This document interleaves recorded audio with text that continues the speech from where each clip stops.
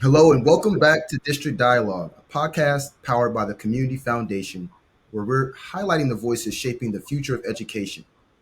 Today, we're joined by Dr. Maurissa Koide, who serves as the Director of Secondary Education at Milpitas Unified School District. Dr. Marissa, how are you today? I'm well, thank you. Please just call me Marissa. Awesome, excellent. Glad to hear that you're doing well.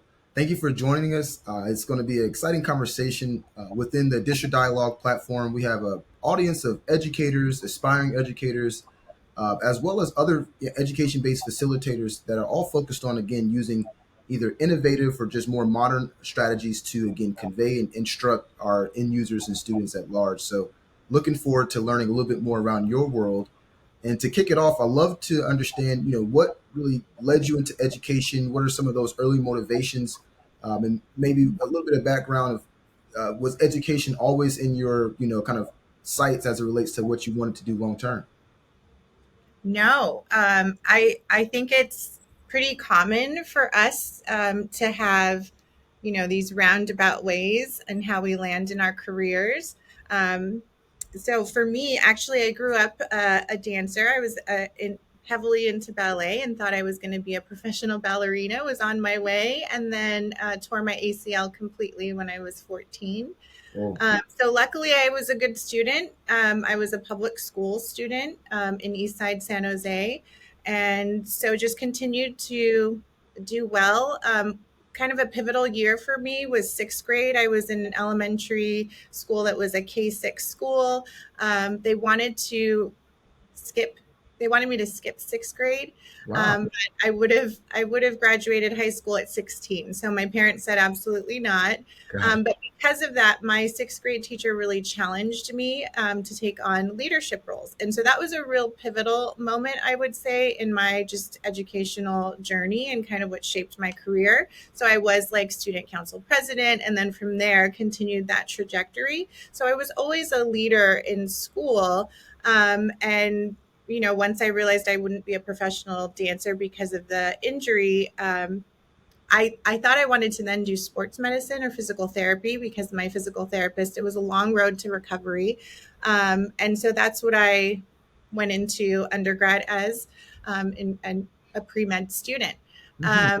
I got into Columbia University and Ivy League. I'm a first generation, not first generation, but first in my family to go to college. So that was a big accomplishment. But I realized really quickly once I was there, regardless of the AP classes I had taken or honors classes, I was not as prepared as my private school counterparts, Mm. um, and really realized the inequities that exist in just education. So that was still at that time, I was pursuing becoming a physician. And once I graduated, took a year off, still was thinking about med school, but had so many people, I was volunteering in hospitals. And at that time, I also had a friend who was like third year in med school. So I had actual doctors and then a friend who was like, maybe do something else. Um, so that kind of shifted my thinking of like these people don't seem to be happy. So I thought about how could I still make an impact in people's lives, but work on prevention instead of, people usually go to the doctors once they're having a physical condition or some kind of ailment. So at that point, I got my master's in public health and was working in health policy. And I did work for a state assemblyman here in California. And at that time, to kind of further my career, I would have needed to move to the state capital. And I just wasn't prepared to do that. I'm very close to my family. We're in San Jose, and that's a couple of hours away. And so I fell back into teaching. So when I had come back from undergrad and graduated, I fell into teaching. People just knew I was home. There was a teacher shortage at that time. So I did teach for a couple of years. I enjoyed it. I just didn't think that was my path. And after I went back into teaching after politics, I went back to the school district I grew up in.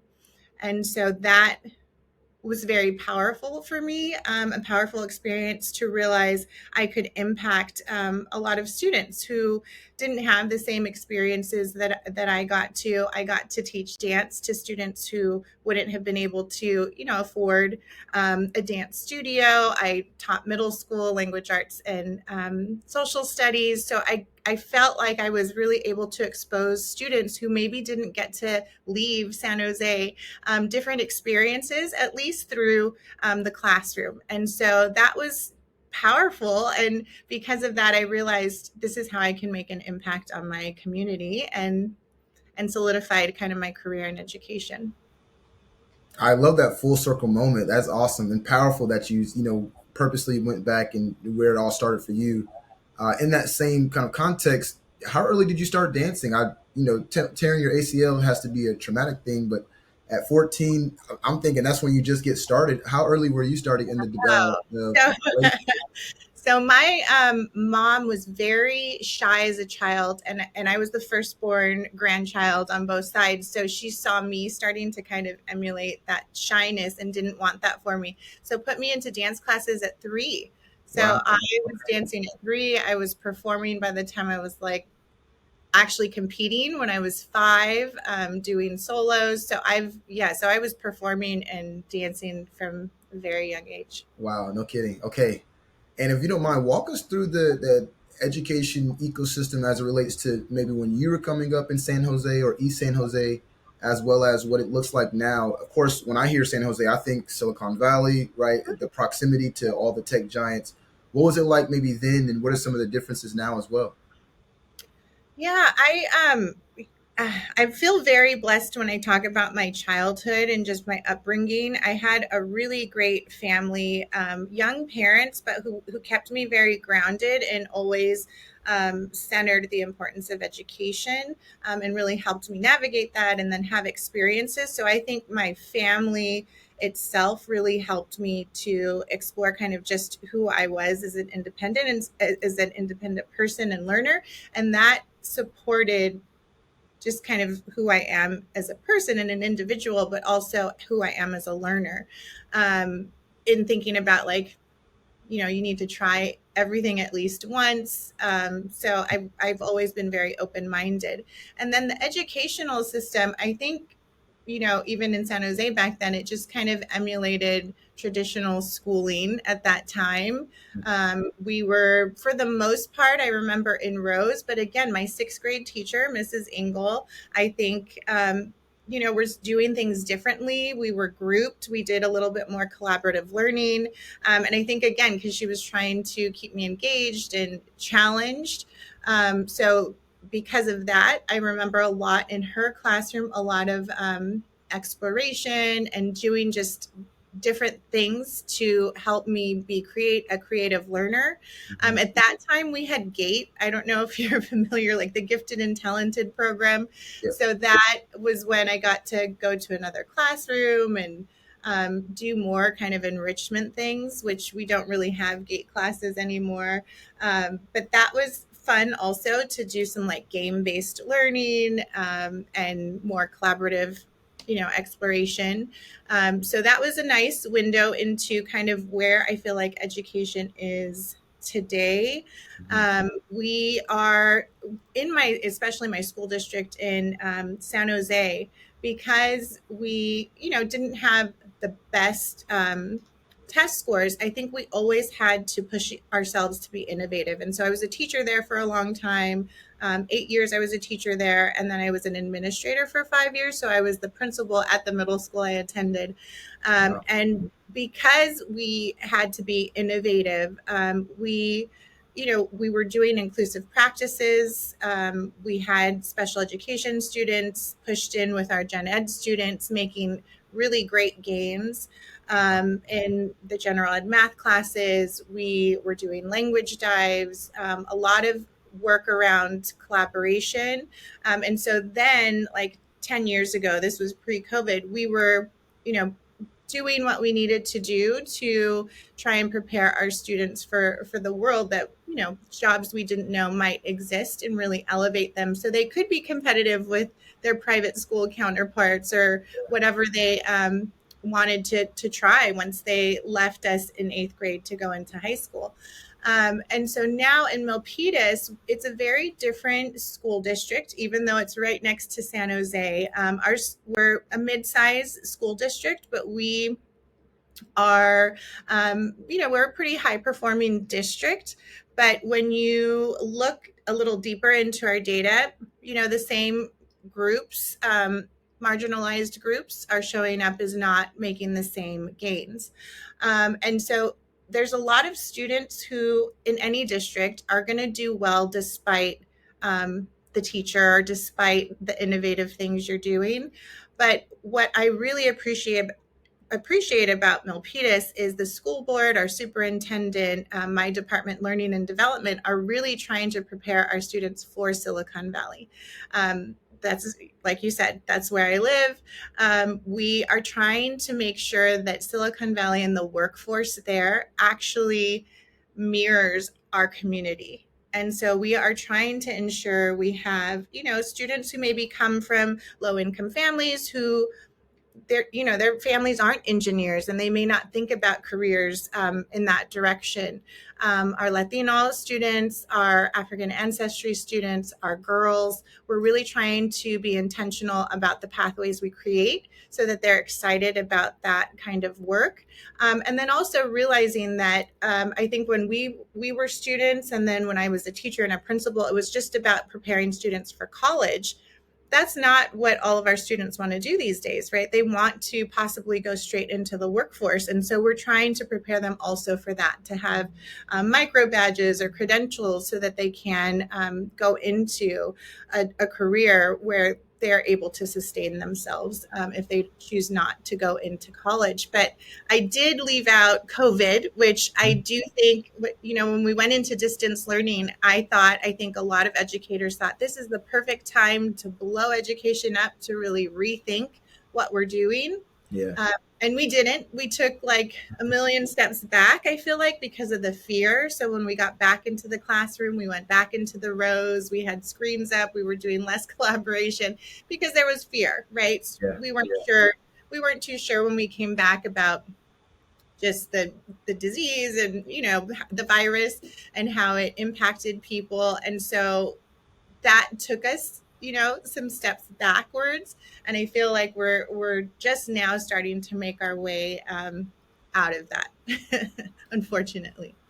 Yeah, I had my heart dropped when I heard distance learning was a thing. I was like, I probably wouldn't have done well as a student staring at a screen. So I can 100% empathize both with the distance learning and even returning back to the classroom. The just I guess the remaining barriers that still existed. Um, you mentioned your role as both a teacher in the classroom and then of course a principal at the administration level. Walk us through what your role is now and how that is distinguished. I definitely understand a little bit more around the traditional roles that we're all familiar with, but what does the scope of work or your capacity look like in modern day? Sure. So, for director of secondary, I am in our department. It's called Learning and Development. In other districts, it may be called Education Services. Um, I am on the curriculum instruction and assessment side. But, when there's budget cuts and, usually at the district office level, you go a little slimmer on personnel. So Mhm. we have, multiple roles we play. So I do a lot around curriculum adoption, just instructional practices. I coach our principals, and I support our middle schools, high schools, and adult ed programs. So anything that falls in curriculum instruction and assessment, I'm working on. We've done a lot of work around deeper learning, project-based learning. Our department, coordinates summer school. I also support restorative practices and discipline in our district. And I'm the expulsion chair, which is really interesting because I don't believe in suspension or expulsion. Because of that, I think I'm the right person to lead the charge. Yeah. And myself and then my executive director, we kind of shifted the way we do the process here when we're thinking about behavior response to make sure we're considering the whole child. And if there's an education code oftentimes where a student does have to, I shouldn't say oftentimes, but there are education codes that sometimes warrant an expulsion. Yeah. I follow that student for the year or six, the 6 months to year that they may not be in our district. I welcome them back, and I follow them for the entire year they're back with us to ensure that they have the wraparound supports they need to be successful. And so with that model, we've really seen our students flourish and have a different it has a different impact in them where they're learning and taking accountability with that restorative practices lens instead of contributing to that school to prison pipeline, which we're trying to disrupt here. That's amazing. I definitely was going to lean in or double click on that restorative practice kind of definition, but I think you've explained it well as it relates to what that means. And then also, I appreciate just, I guess, the reform mindset of how can we actually modernize and really address this in a way that's complementary to the student's progress, right? So that's awesome. It puts a kind of a warm feeling in my heart as well. Good. And does that also encompass the equity centered education component, or is that something Yeah, different? that's what I say. I like to say that I'm a warm demander, one, but also an equity warrior. I didn't share that I'm biracial. I'm half Mexican, half Japanese, and born in a time where being biracial was unique, Hmm. especially in East Side San Jose. And again, I give a lot of kudos to my parents, especially my mother, who I realized when I was in I didn't go to kindergarten, so it must have been like first grade or something. Hmm. I realized I was not, I was two things. I guess I was talking with friends. And so I had gone to my mother and said, I don't want to be two things. I want to be one thing.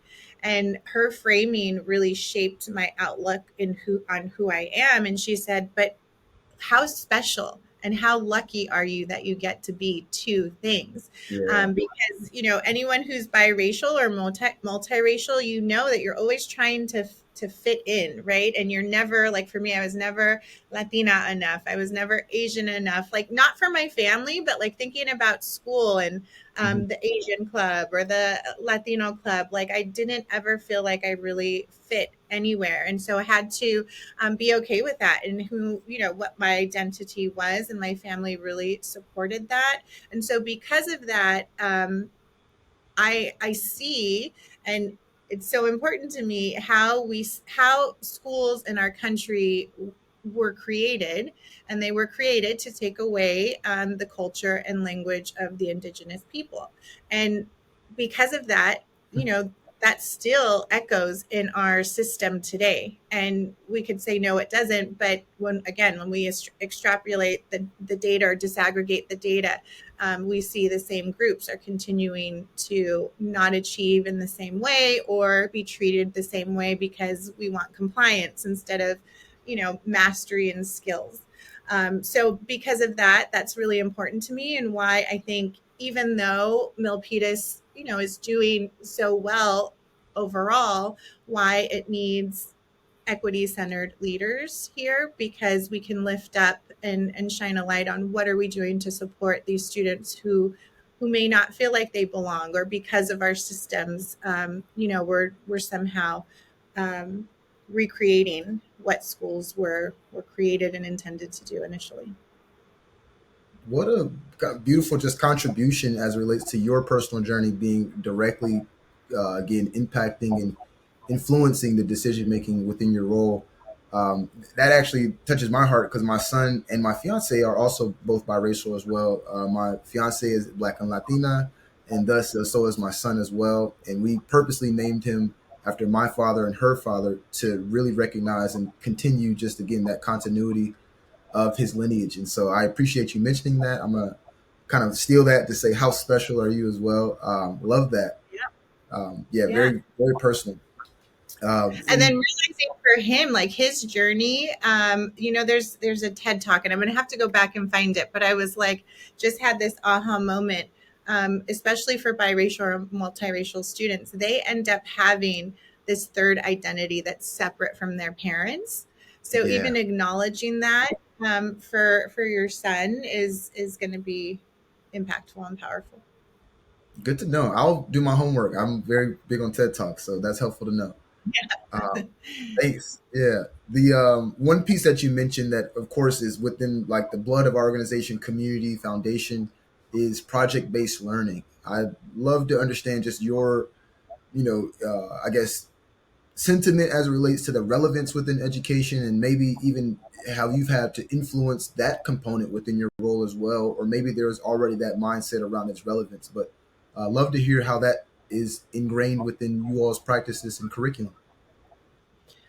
Yeah, so when I came on, so this is my fifth year here in Milpitas Unified. There were some pockets, some schools doing project-based learning, but what I've tried to do is bring it into or shine a light on the teachers who are already incorporating it, but maybe not calling it that Yeah. in their practice already. And so we've done a lot of work around the middle schools, our two middle schools for deeper learning, which I see the same as project-based learning.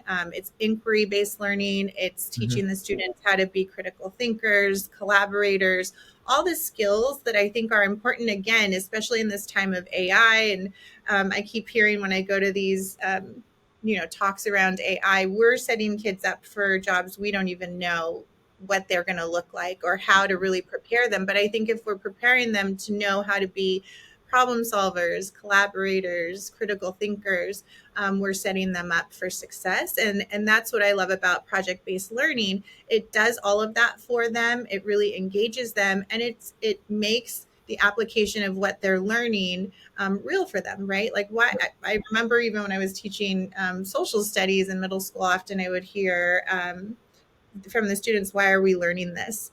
What I loved, I taught seventh grade social studies, and here in California, what I loved is I got to teach about all the religions and the different cultures. And so for me, it was always teaching tolerance and just being aware of what existed in the world, so I could make it meaningful for the students. But oftentimes we have students asking that, like, why am I learning this? And project-based learning is the way to make it make sense, right? Like, why do I need to know this? And oftentimes what we're doing, so our comprehensive high school, we created an extension because we're kind of bursting at the seams in terms of just we have about 3,000 students on our main campus. So we have a campus here at the district office. It's called the Innovation Campus, and we are intentionally creating a pathway around advanced manufacturing and our e-tech academy, again with the intention of getting students prepared for Silicon Valley and Yeah. trying to really target, again, the population who may not consider those types of jobs, because we want Silicon Valley to mirror our community and not always just outsource. And so we have that here. We also, because of that work, we want them to do project-based learning. So the high school teachers have been learning to do that. Our alternative high school also is on this campus, and Calaveras Hills, and they're also doing project-based learning. And again, it's a way for the students to be excited about learning. That's how I see it. And through that process, if teachers are not aware of what PBL is, I think they're also learning a lot about just the journey of, how do I incorporate this into my pedagogy. Yeah, that's great. And I'm learning and becoming more familiar. You mentioned advanced manufacturing. Is that more along the lines of like chip making, or what entails that? If you can give us a quick snapshot. Yeah. Yeah, I feel like I'm still learning also, but yeah, I would say it's the basis for all of the things they do in technology. And often when we go to different places to hear what they're doing, it is around chips. Yeah. And so we actually have a maker space, and we have a lot. We're trying to get more of the industry machinery, industry level machinery. But we have actually, you talked about gaming, I think, in the beginning. We have an esports room. We have, and I think I need to send you like a video of what we have, because we also have a professional grade recording studio with a Wow. green screen. And Yeah. so we have kids who are learning how to do podcasts and marketing. And it's exciting, the things that we're doing here. That's pretty cool. Yeah. The Of course, just double clicking on the piece that you mentioned in regards to esports, and largely again the language we use is digital entertainment, because a lot of the roles or skill sets that might apply to one space are absolutely transferable into others. it's growing by the day. And again, what we've done is just recognize that this has our students' full attention. Let's leverage that as an entry point for them to understand and explore the Mm-hmm. ways to contribute to technology as a whole. I love the idea of the makerspace. We've seen, quite a bit of success as it relates to just further advocating for those types of learning environments. We ourselves, as an organization, not only have our education vertical where we expose and then upskill young learners, but we also have an infrastructure vertical where we've actually been able to help install or, if you will, construct the actual innovation labs necessary to engage in the medium that we focus on. Mm-hmm. Funnily enough, we have a ribbon cutting in 2 days this Saturday, and that will make our 16th innovation lab or esports lab that we've been able to help build or construct. So, um, Congratulations. That's thank you. exciting. It is, yeah, very much a fan of that space as well. You mentioned a couple of times just the intentionality of making sure that Silicon Valley reflects the community that you all make up. What are the Mm-hmm. different, demographics? I think I might have read something in regards to the various languages that are spoken, and there's a large number. What demographics make up Milpitas? So I would say we are highly, and overall, our community now is Asian. We Hmm. have a high Asian community, but we have, when I think of like our African ancestry, we're less than 2%. Mm, Our Latinx population is about 20%. got it. And then, we have other ethnicities also represented. I would say the two largest languages besides English are Spanish and then Vietnamese. Cool. Um, that we need, at least in our school sites, to provide materials in other language. So that means 15% of our families or student population speak those languages. But we are very diverse. So we have you know East Asian, we have Pacific Islander, um, so everything under the sun that represents AAPI. Got it. Okay, that's actually pretty cool. For me, that Vietnamese piece is something I haven't had a lot of exposure in. Funny enough, though, we have programming that we've now been asked, "Hey, is this in Spanish? Is this in Swahili? Can you all, what's the timeline on making that happen?" So I definitely understand just the nuance or the, you know, complexity around those types of demands as well. But it's exciting because again, education. I've been told, I love this quote. They say, "Education touches the future." And so, in that same regard, I always think that's a privilege to be able to branch it out to even more audiences as well. Uh, in regards to building up your awareness around Silicon Valley, not only on the demographic side, but the relevant skills and industries to really align with what is you all's practice, or how do you inform yourselves on what is the topic of the day, if you will, to really make sure you all are also instilling within the district. Yeah, we again, our school board, our superintendent's very active in our community and in making partnerships with industry. Nice. But I've also attended, and different people in our district attend what we call the Bay Area K-16 Collaborative. So we're often working with our community colleges, who then also are bringing in, when in those spaces, we bring in industry partners to hear, because they also are trying, the industry partners are also trying to make sure we are preparing our students for what they are looking for in their workforce. So we've done a lot of that work, and the community colleges also are being very intentional about the pathways around advanced manufacturing, and trying to get internships also with industry partners. So we are truly preparing students to make, once they graduate, whatever their choice is, career or college, to make that a reality. So we're working hard. I was just in another space last week, and I'm going to forget the organization, but it was who was on the board was different local leaders Hmm. and business leaders and industry leaders. And so, again, my school board and superintendent are very intentional about making sure, like, I am part of those spaces, my executive director is part of those spaces, so that we can make sure, like you said, we're aware of what they're looking for, and we can properly prepare our students. That's great. Yeah, I think that's huge. I've seen and also was motivated to start this organization just recognizing the kind of time difference, or the, I guess, the gap that exists as it relates to what industry is looking for. And of course, we know education is a large, behemoth of a process regarding regulation and a number of other elements. And so good that you all are keeping your ears to the ground, if you will, around what's relevant, establishing those relationships. um, I'm curious to know, is CTE a formalized kind of program or element within the district, and how do you all engage that? I'm guessing that's also where that industry collaboration partnership really takes hold as well. But what is that Yeah, aspect of?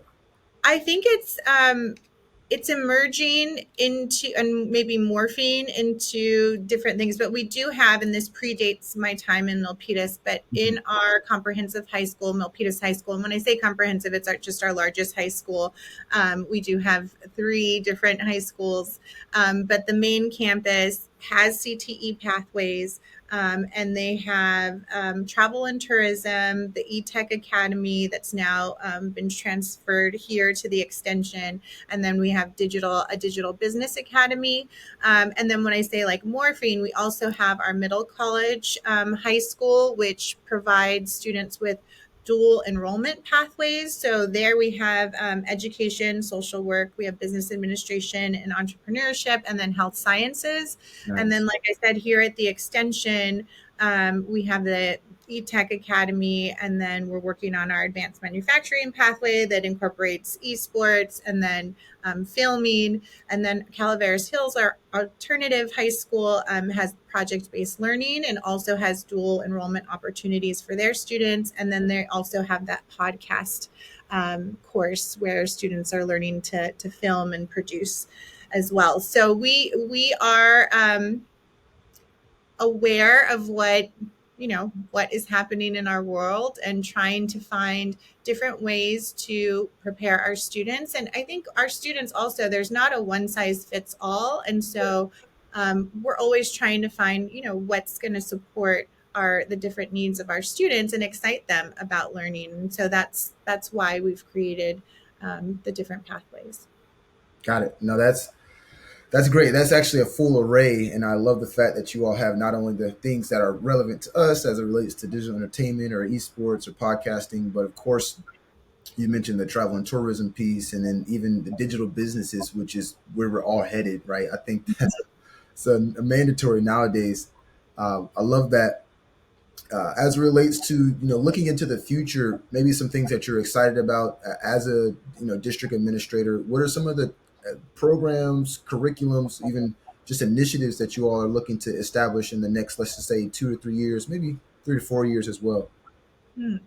Well, here in California, everyone's adopting math curriculum.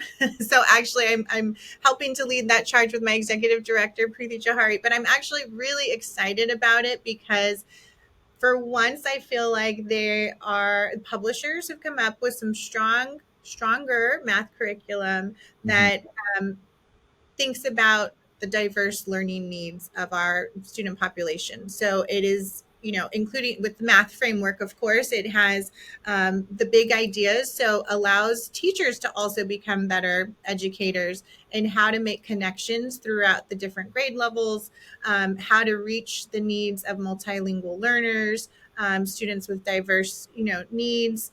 And so I'm really excited about that because I think that's also going to open the door to how do we make math again relevant to students, and contribute to, again, these pathways we're trying to prepare our students for in terms of the Silicon Valley world. The other thing is just really solidifying and ramping up our enrollment in our eTech Academy or our advanced manufacturing pathways. So continuing, we're on year 2 in that endeavor. And so for us, what we're trying to do is, like you said, continuing to find those partnerships and ways that we can, we've hit some speed bumps, I'll be honest, around like some of the industry partners, they have an age requirement, right, for our students to be able to do internships. And so although we'd love for our 15-year-old to be able to do that, that's not an option that's available. So continuing to find creative ways to make that a reality Hmm. is what I'm excited about. And then making sure that people, just in our community, but beyond our city, are aware of the work we're doing, so that we draw more attention, and other high schools or other, I would love for students to come here, but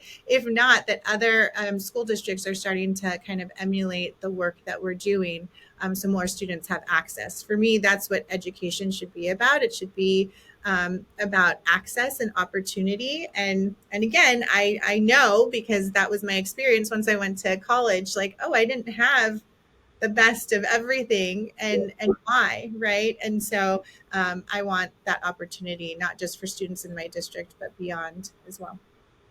I, as always, that's always what we want. And I have a quick question actually in regards to that math component. What version of math are we teaching nowadays? It's been over 10 years since I was in the classroom, and I've seen, like, I have a nephew who's just starting school, and then also just, within my exposure with other school districts, math is not the same as it used to be. And like you mentioned, some publishers are coming up with more innovative ways. Is that what you're seeing? Is it the same, or is it totally different as it relates to Um, just the oh, building you blocks of froze math? for me. I hope I'm not frozen. Maybe it's my connection.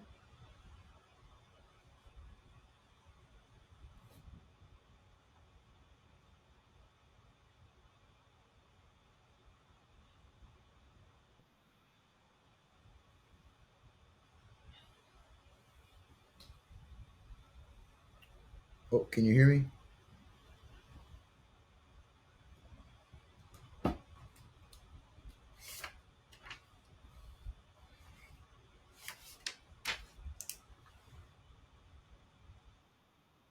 Hey, can you hear me?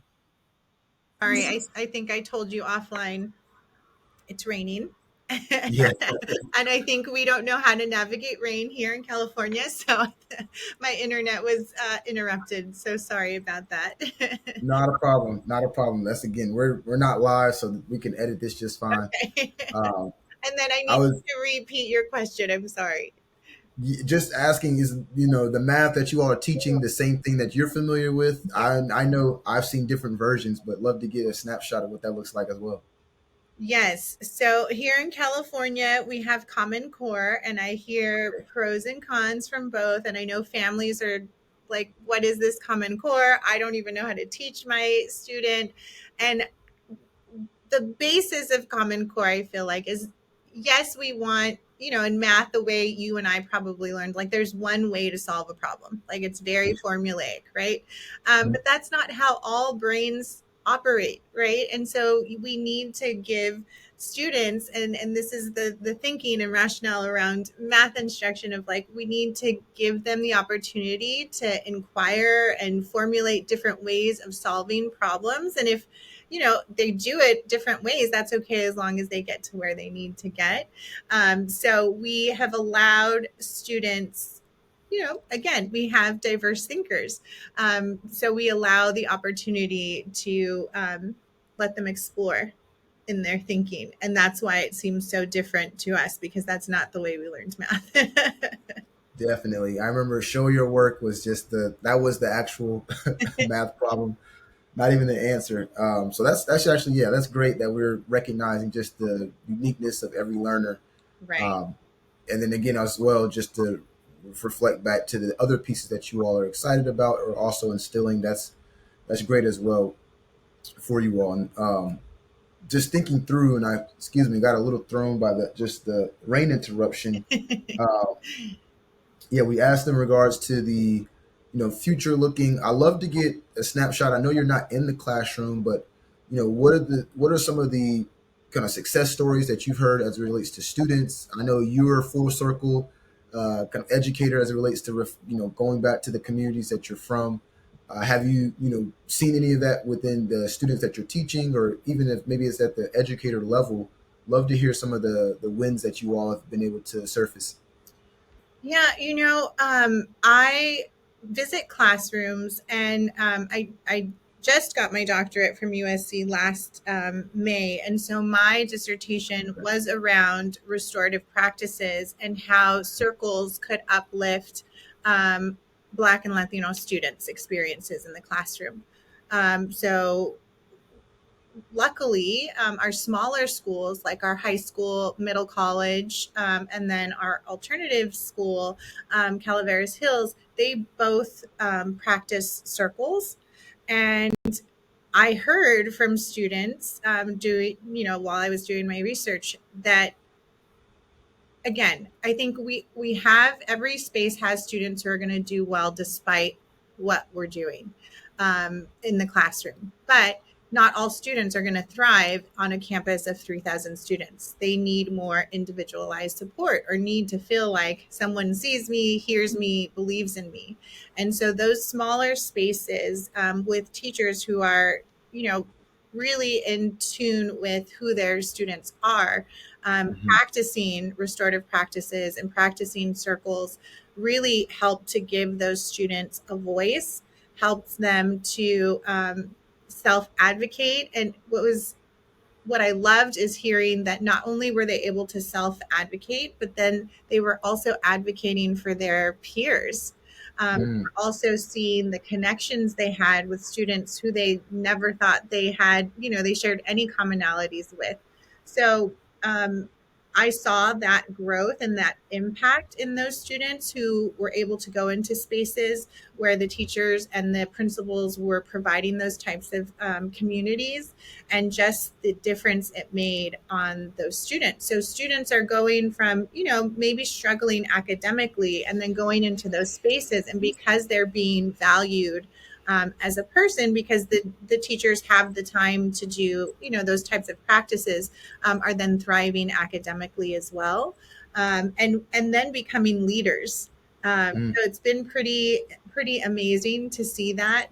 For me, the other thing, my personal thing is, obviously we educators get into education because of our work directly with the students. So yes, I miss Yeah. that. I miss being at school sites, but I do get to visit. And so when I'm doing, empathy interviews with students to understand what's working for them, how they're finding success, I've also found students, and I'm mentoring many girls of color, young women of color, and they seek me out, and I offer that mentorship because I think as a woman of color, just trying to navigate who you are, your identity, and then what your goals are and how to get there, it's really important to have a mentor. So I try and, you know, provide that because I've been lucky enough to have mentors in my life as well.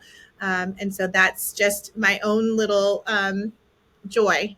Those are my moments of joy when I get to make those connections with specific students. And they usually do come out of because I'm trying to understand what's working and what's not working for our students. The other thing that I'm really proud of that we've been doing here at the district level and now pushing out to some of our secondary sites is we have a community design team where we brought in community members, families, students to go out and do these empathy interviews. And so we're really hearing what our families and what our students are looking for and needing, and what we can do better in. So that's exciting work also, because we're not just assuming or taking for granted or trying to continue to do things the way we've always done them. So that's an Yeah. exciting space for me too. How refreshing. I'm going to take that one and recommend it to a few of the regions that we work with, because I think that's awesome, just being able to connect not just with student but with family in regards to what's working, what's not, and like you mentioned, that important keyword empathy. Really not just letting it be a cut and dry call and response or a survey, but really getting the undertone of what they're saying as well. Mm-hmm. That's great. I heard you mention earlier just the limitations, and this was a thought I was kind of fumbling, but as it relates to the age gaps that maybe limit or prevent some of the younger students from getting that real time exposure. One piece I'll recommend, and definitely have your various technical teams look into it. NVIDIA has a tool called the Omniverse that basically simulates business environments. So, one of the use cases I've seen was like a factory kind of identifying both power usage and, efficiency in regards to certain practices. And so again, it's really like a simulation that's specific to a certain type of business flow or business use case. Mm-hmm. I think that will provide great exposure without individuals being on site. So Okay. maybe even having industry partners share their unique again use case to say if you all could simulate this type of manufacturing process or this type of environment, students can get that hands on. So I would just love to recommend that. I know Nvidia is the probably one of the biggest companies in California right now, Yep. and so definitely always leveraging where the success leaves clues. So being able to find out what could work there might be an option as well. Omniverse, you said. Yes, the Okay, Omniverse. Yep, great. I will look into it. Thank you. absolutely. Um, I definitely want to make sure I'm respecting your time. So let me know if you have to jump immediately. I do have a few or one or two last questions as it relates to just giving you that kind of magic wand to really just think through if you could have it your way as it relates to, you know, district wide, whether it's implementation or policy or even just the vision and results that you want to see. Uh, what would that look like if you can have just things your way? I know budget's always the immediate piece to say, give me $1 billion to operate from. But even if that's included, I'd love to understand what just you know what success would look like if you could do it exactly the way you'd want. Yeah, I think I would start with our master's schedule, and I would really rethink master's schedule so that there is, they always say, what you value by looking at your master's schedule, but oftentimes it's like, well, we've always done it this way, so it makes it difficult to change and shift. But if I had my way, it would be a master's schedule that included more time for students to do PBLs or hands-on learning, but Mhm. also carved out space for those moments where students can do circle practice, where we could push out more SEL lessons, which we did do a pilot during summer school in our high school summer school space. And it was the first time some of the students learned or heard the term growth mindset, and that is too late. And so, again, a magic wand would be to rethink our master schedule, because I do feel like when you look at a master schedule, you know what you value. And so being able to say, we think this is important and we value this, would be the top of my list. Yeah, The other thing, just overall, I mean, it would be that all of our students were achieving at the 70% proficiency, when it comes to our state assessments at the end of the year. Although that's just a snapshot, but seeing that all of our students are making growth throughout the year, would be important for me. how lovely! I think that just shows rather and exemplifies just the things that really motivate your work. I know sometimes that answer can go from just less bureaucracy or again more money, but those directly impact again the end user, which is great to hear. Um, Again, thinking about the audience that we have, I want to just depart with maybe some of the insights or even just recommendations or motivations that you like to share. Again, we have both administrators and educators who are in the classroom, as well as aspiring educators and different education-based facilitators. What are some of the things that you'd want to leave with them as it relates to just your unique journey as a best practice or a universal kind of guideline? Yeah, I think empathy interviews are a really good place for anyone to start, just because you have an idea of how your work is impacting people, but you don't really know until you actually hear from others. And I think Mm, when you're doing that, you have to be intentional to hear from people that represent all the different groups, so different ethnic backgrounds, different socioeconomic backgrounds, and then grade levels, and all of the things. Neurodiverse learners, that is a really good place to start. And then I think, like you said, because of where we are in terms of technology and not knowing what we're setting our students up for, it is making those connections with industry partners to say, what is the type of learner you want us to make sure we are preparing? And so that we can modify or lift up the things that we're already doing in our programming. I love that. Yeah, the empathy is a non-negotiable. You all heard it here first. Make sure it's something that we can find a way to instill or integrate. And absolutely, that future ready mindset.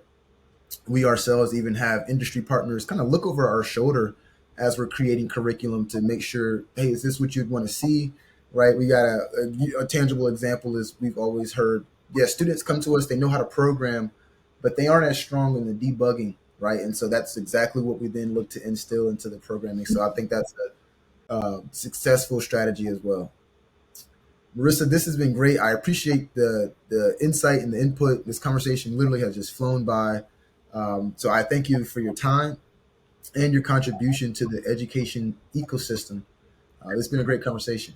Thank you. Nice to meet you. Likewise, thank you very much.